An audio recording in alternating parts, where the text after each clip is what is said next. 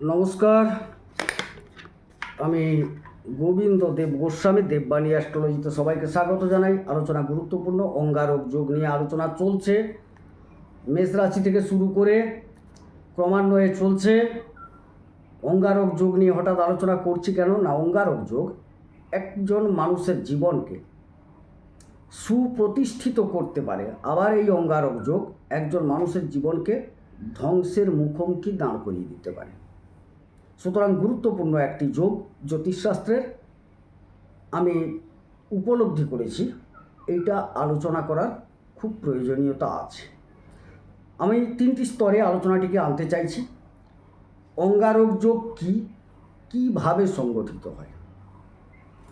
দ্বিতীয় স্তর হচ্ছে কখন এই অঙ্গারক যোগের ফল একজন জাতক বা জাতিকা পায়। তৃতীয়ত কি ফল পায়, অর্থাৎ 12টি ঘর আছে। আজকের যদিও আলোচনা কুম্ভ লগ্ন বা রাশি নিয়ে, তার কুম্ভ লগ্ন বা রাশি সাপেক্ষে 1 নম্বর ঘর ধরে তার 2 নম্বর ঘরে থাকলে কি ফল, 3 নম্বর ঘরে থাকলে কি ফল, এভাবে দ্বাদশটি যে ঘর, এই দ্বাদশ ঘরের মধ্যে আপনার কোন জায়গায় এই অঙ্গারক যোগ আছে, আপনি সেই অনুযায়ী ফল পাবেন। সেটা ভালো হতে পারে, মন্দ হতে পারে। এখানে ফুলিয়ে ফাঁপিয়ে বলারও কিছু নেই যে আপনি কোটিপতি হয়ে যাবেন, আবার একদম আপনি শেষ হয়ে যাবেন, সেটাও বলার নেই। যে ঘরে যে ফল পাওয়া উচিত তাই বলা হবে আপনার জীবনে, সেটাই ফলবে। সুতরাং আপনাকে একটু বিচার করে দেখে নিতে হবে আপনি ভালো ফল পেতে চলেছেন কি খারাপ ফল পেতে চলেছেন। গেল। অঙ্গারক যোগ কাকে বলে না, রাহু এবং মঙ্গল একত্রে একটি রাশিতে 6 ডিগ্রির মধ্যে যদি অবস্থান করে তখনই অঙ্গারক যোগ সংগঠিত হয়। আবার কি বললাম, একটি রাশিতে হতে হবে, দুজনের দূরত্বের পার্থক্যটা 6 ডিগ্রির মধ্যে হতে হবে, তবে গিয়ে প্রবল অঙ্গারক যোগ। অন্যথায় অঙ্গারক যোগ অবশ্যই, কিন্তু তার যে তীব্রতা বা তীব্র ফললাভ, খারাপ হোক ভালো হোক, সেটা কিন্তু এতটা পাবেন না। 6 ডিগ্রির মধ্যে হলে আপনি অনুভব করতে পারবেন এর তীব্রতা কতটা। বোঝানো গেল। এবারে ফলদান কখন করে, যেটা খুব গুরুত্বপূর্ণ বিষয় না। অঙ্গারক যোগ যেহেতু রাহু এবং মঙ্গল নিয়ে সংগঠিত হচ্ছে, রাহুর দশা মঙ্গলের অন্তর্দশা কিংবা মঙ্গলের দশা রাহুর অন্তর্দশাকালে তীব্র ফলদান করে থাকে। বোঝানো গেল। সরি, এরপর আরও একটি সময়ে ফলদান করে। গোচরে তো অহরহ গ্রহগুলি ঘুরছে, গোচরে ভ্রমণকালীন অবস্থায় এই রাহু মঙ্গল যদি কোনো কারণে একত্রে একটি রাশিতে 6 ডিগ্রির মধ্যে চলে আসেন, তখন আপনার কুণ্ডলিতে যেই ঘরে অঙ্গারক যোগ আছে সেই ঘরের অঙ্গারক যোগের ফলাফল আপনি পেতে শুরু করেন। তাহলে দুটি বিষয় গেল, রাহুর দশা মঙ্গলের অন্তর্দশা, মঙ্গলের দশা রাহুর অন্তর্দশাকালে একটা ফল লাভ যোগ, আর একটা গোচরে যদি অঙ্গারক যোগ সংগঠিত হয়ে যায়, আপনার যে ঘরে আছে সেই ঘরের ফলদান করতে শুরু করে। এবারে প্রশ্ন, কী ফল পাবেন, সেটা হচ্ছে দীর্ঘ বৃহৎ আলোচনা, আপনাকে মনোযোগ দিয়ে শুনতে হবে পুরো আলোচনাটি। তার আগে বলে রাখি, আমার নাম্বার দেওয়া আছে 9609078231, আবার 8972451464। এই নাম্বারে আপনি যোগাযোগ করতে পারেন যদি না বুঝতে পারেন আপনার বুঝে নেওয়ার জন্য। তো বোর্ডে লিখে রেখেছি কেন, আমি কোনো ভিডিও এডিট ফেডিট এইগুলো কিচ্ছু করতে জানি না।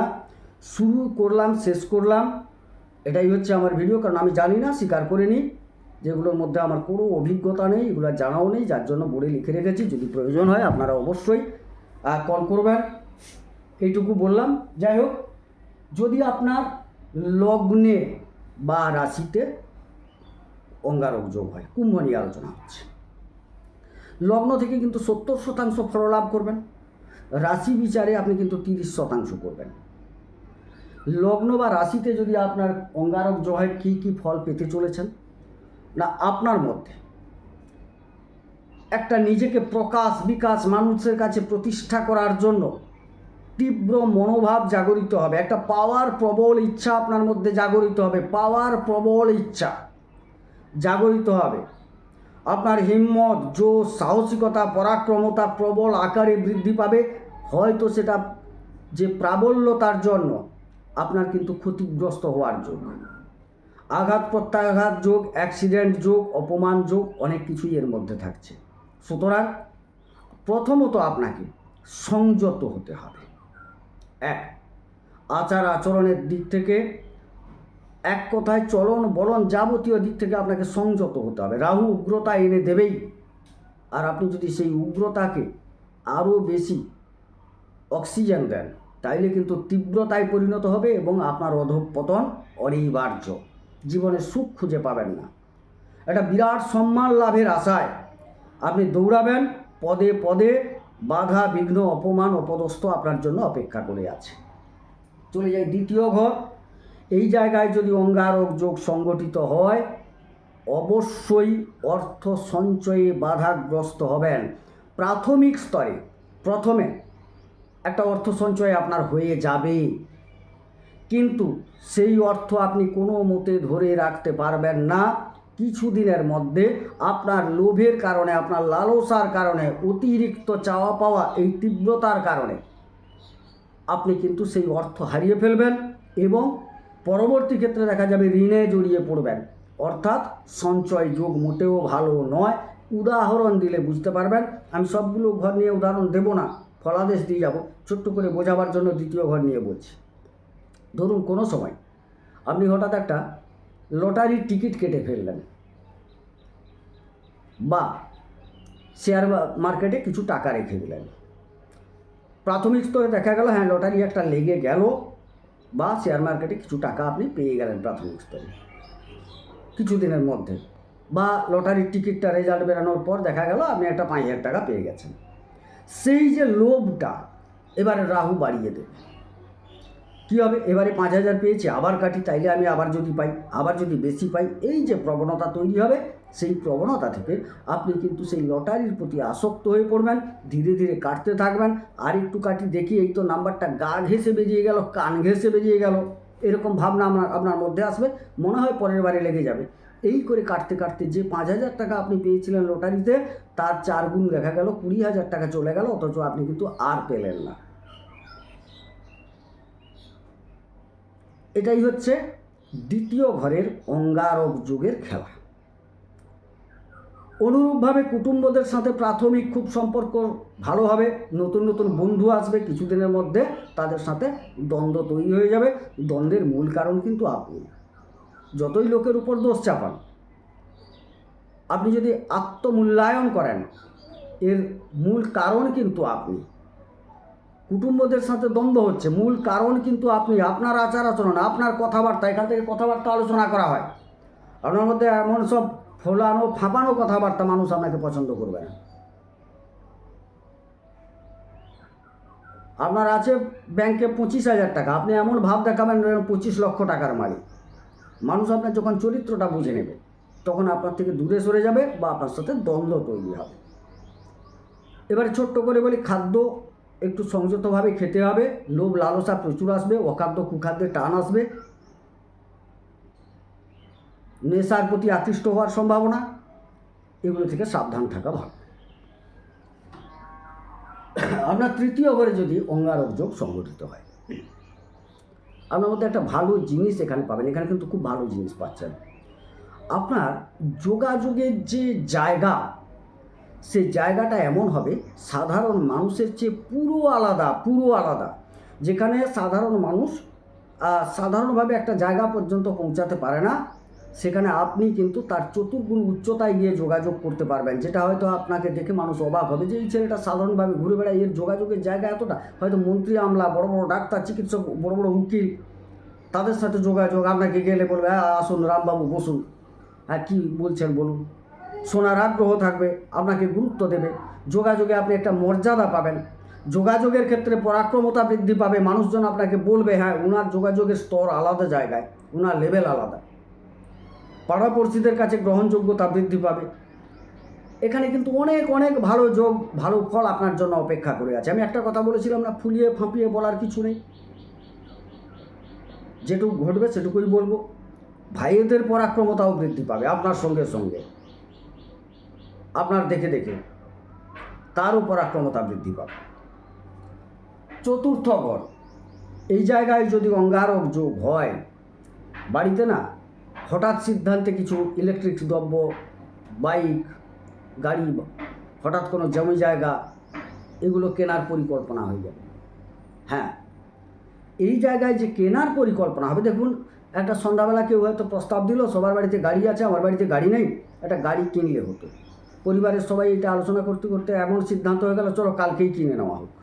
মানে তড়ি ঘড়ি সিদ্ধান্ত কেনাকাটার ক্ষেত্রে, নতুন নতুন ইলেকট্রিক্স দ্রব্য ইত্যাদি, যানবাহন ইত্যাদি, জমি বাড়ি গাড়ি ইত্যাদি সর্বক্ষেত্রে এটা কেনার প্রবণতা বাড়বে।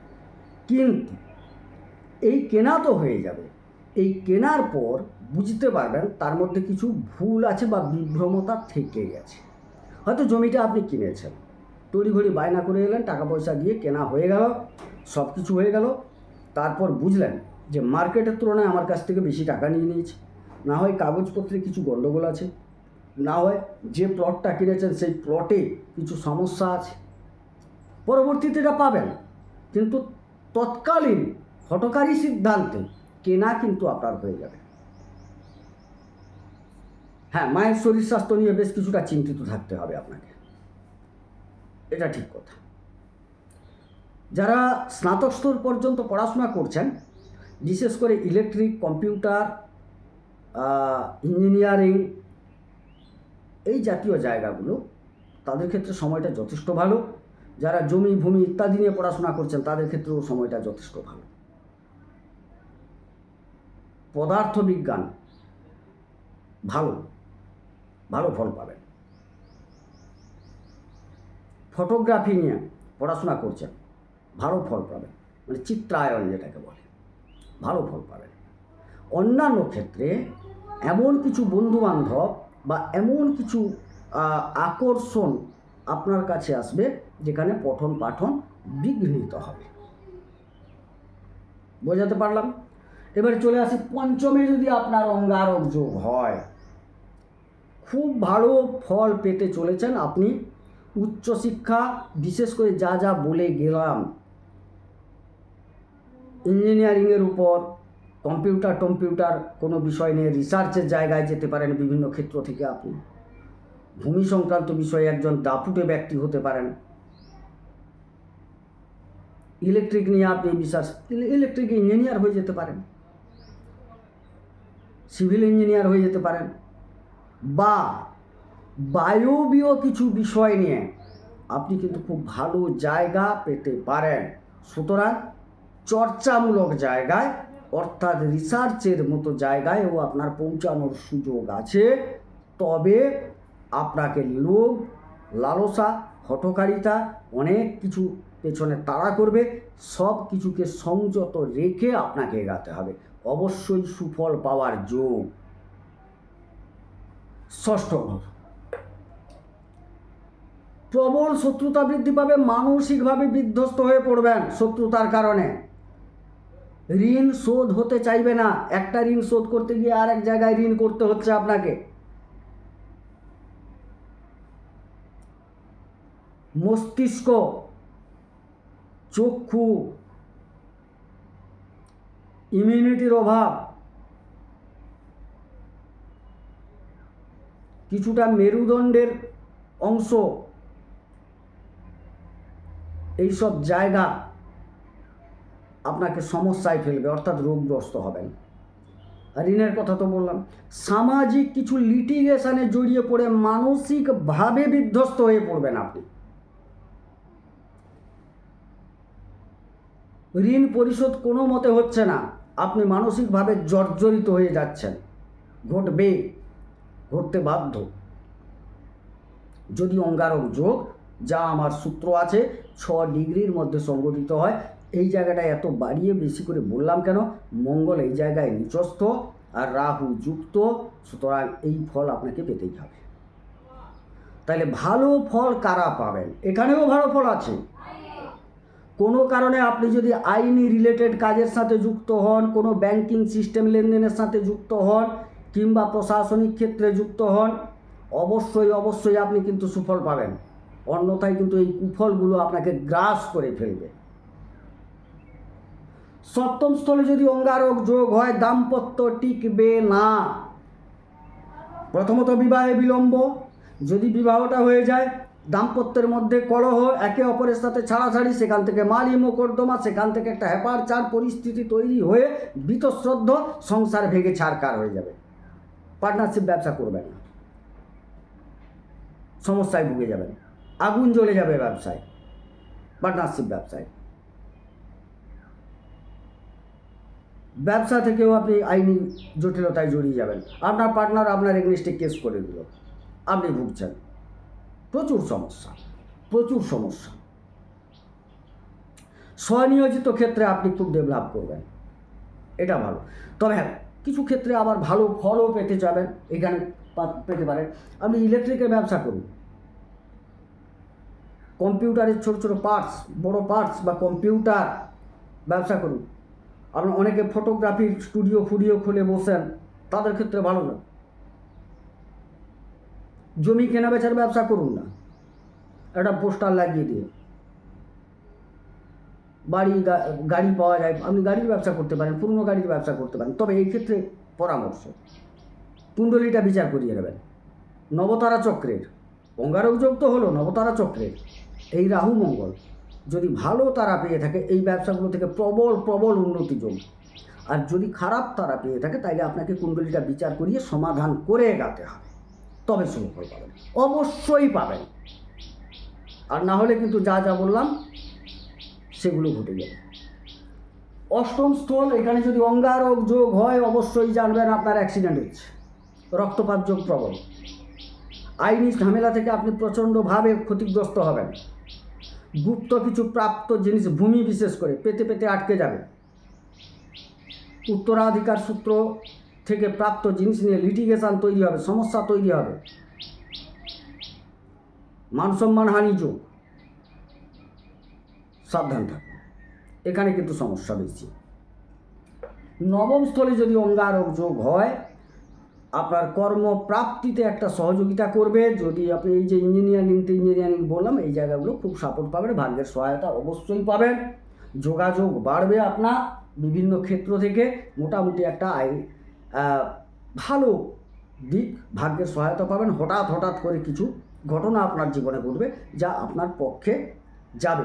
তবে যখনই পক্ষে যাবে, তখনই কাজটাকে শেষ করে নেওয়া বুদ্ধিমানের কাজ। না হলে কিন্তু যদি একটু বিলম্ব করেন, তাহলে কিন্তু আপনি আর পারবেন না, সমস্যায় ভুগে যাবেন। দশম স্থল খুবই গুরুত্বপূর্ণ, প্রত্যেকে আমরা চাই কাজ করতে। ঘর হচ্ছে বৃশ্চিকের ঘর, অধিপতি হচ্ছেন মঙ্গল। আপনি কি মিলিটারি পুলিশে কাজ করেন, অবশ্যই কাজ পাবেন ও কাজ করবেন।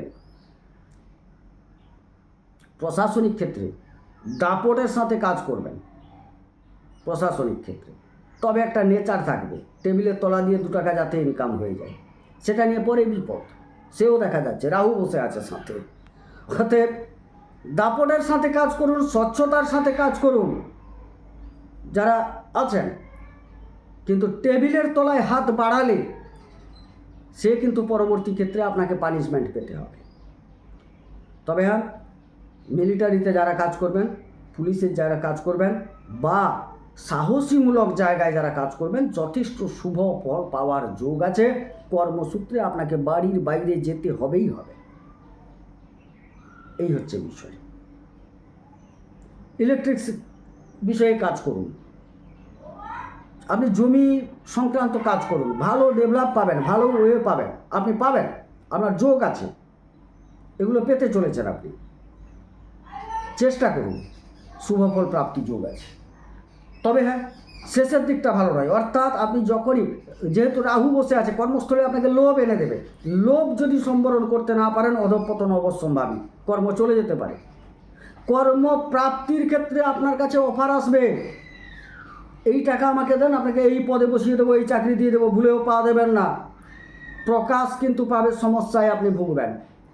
একাদশে উপার্জনের জায়গায় যদি অঙ্গারক যোগ হয়, হঠাৎ হঠাৎ কিছু প্রাপ্তি যোগ, আপনি কল্পনা করতে পারেননি, কোনো কারণে হঠাৎ করে কিছু পেয়ে গেলেন, পথ চলতে চলতে মনে হয়েছে একটা লটারি টিকিট কেটে নি, লটারি টিকিট কাটতে বলছি না, নেহাত যদি সংযোগ না থাকে পাবেন না, হঠাৎ করে কিছু টাকা চলে এলো, দেখা গেল এই সম্পদ, এই যে প্রাপ্ত লাভ আপনি কিন্তু স্থির রাখতে পারবেন না, অস্থির এটা, যার জন্য টাকা চলে এসছে তো, এই আমি কোনো কারণে 5,000 টাকা পেয়ে গেছি, তো তখন আপনার সেই যে কী বলবো নাচন কদন শুরু হয়ে গেল, সে টাকার স্থায়িত্ব পাবে না, কিন্তু উপার্জন হবে, হঠাৎ হঠাৎ হবে, ভালো পরিমাণ হবে, ধরে রাখতে সমস্যা আছে।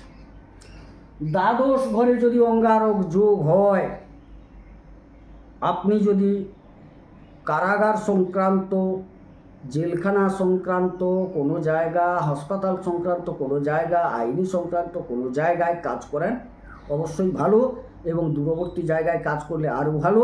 আর যদি এসব কাজ না করেন, একটু সাবধান থাকবেন, অ্যাক্সিডেন্ট অপারেশনের কারণে আপনাকে হাসপাতাল যেতে হবে, বিভিন্ন সামাজিক ঝামেলায় জড়িয়ে আপনাকে কিন্তু আইনের জায়গায় পৌঁছাতে হবে, সুতরাং সাবধানতা অবলম্বন করা কর্তব্য। প্রথমে কি বলে গেছিলাম, যেটুকু ভালো ভালো বলবো, যেটুকু খারাপ খারাপ বলবো।